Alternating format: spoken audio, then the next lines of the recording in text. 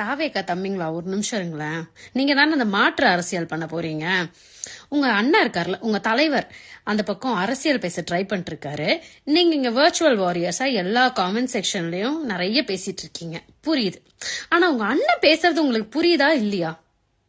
இப்ப உங்க அண்ணன் அந்த பக்கம் பெண்களுக்கு பாதுகாப்புன்னு பேசினா, இங்க நீங்க காமெண்ட் செக்ஷன்ல உட்காந்து பெண்ணுறுப்ப வச்சு எல்லாத்தையும் அசிங்கமா திட்டிட்டு இருக்கீங்க. யாராவது ஒருத்தவங்க விமர்சிச்சுட்டா அவங்கள பொண்ணுன்னு பையன் அப்படிலாம் பார்க்காம கொச்சையா பேசுறது, குயர் மக்களை குறிக்கிற வார்த்தைகளை வச்சு அசிங்கமா திட்டுறது, அந்த பக்கம் திருநர் விங்குன்னு ஒண்ணு அமைச்சு அவங்களோட ரைட்ஸ்க்காக பேசணும்னு உங்க அண்ணா பேசினா, இந்த பக்கம் குயர் சமுதாயத்தை வச்சு அசிங்கமா நீங்க பேசிட்டு இருக்கீங்க. ஏதாவது யாராவது விமர்சிச்சுட்டா உடனே எங்க அண்ணனை எப்படி பேசலாம், நீ 200 ரூபாய் ஊப்பி, நீ சங்கின்னு சொல்லிட்டு கொச்சையா குடும்பத்தை எல்லாம் எழுத்து பேசுறீங்க. உங்களை அப்ப விமர்சிக்கவே கூடாதா?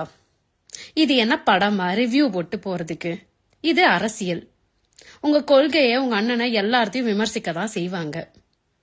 இந்த மெச்சாரிட்டி இல்லைன்னா நம்ம எப்படி அரசியல் பேச முடியும்? உங்க பார்ட்டியை நீங்க தான் ரெப்ரசென்ட் பண்றீங்க. உங்க தலைவரோட அரசியல் இங்க எல்லாத்துக்கும் புரியணும்னா அதை எடுத்து கொண்டு போய் சேர்க்க வேண்டிய வேலை உங்களது. நீங்க மெச்சோர்டா நடந்துக்கிட்டாதான் உங்க பார்ட்டி மேல நம்பிக்கை வரும்.